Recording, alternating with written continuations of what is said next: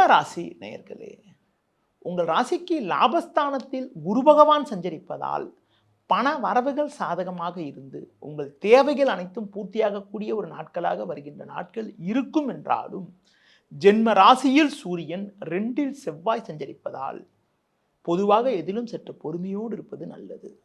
உணர்ச்சி வசப்படாமல் நிதானத்தோடு இருப்பதன் மூலமாக ஒரு சில வளமான பலன்களை அடையலாம். கணவன் மனைவி இடையே சற்று விட்டு கொடுத்து செல்ல வேண்டும். ஒருவருக்கொருவர் விட்டு கொடுத்து செல்வதன் மூலமாக வீண் பிரச்சனைகளை தவிர்க்க முடியும். பேச்சில் சற்று நிதானத்தோடு இருப்பது நல்லது.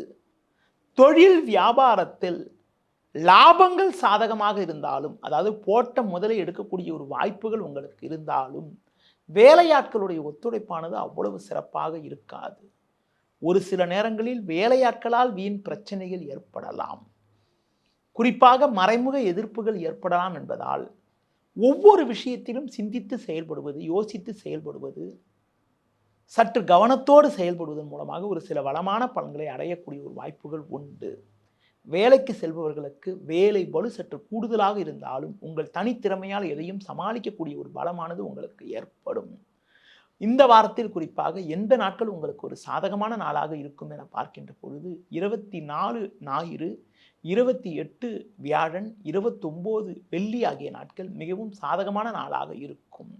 இந்த வாரத்தில் குறிப்பாக அம்மன் வழிபாடு மேற்கொள்வது, லட்சுமி நரசிம்மர் வழிபாடு மேற்கொள்வதன் மூலமாக ஒரு வளமான பலன்களை அடையக்கூடிய ஒரு வாய்ப்புகள் உங்களுக்கு ஏற்படும்.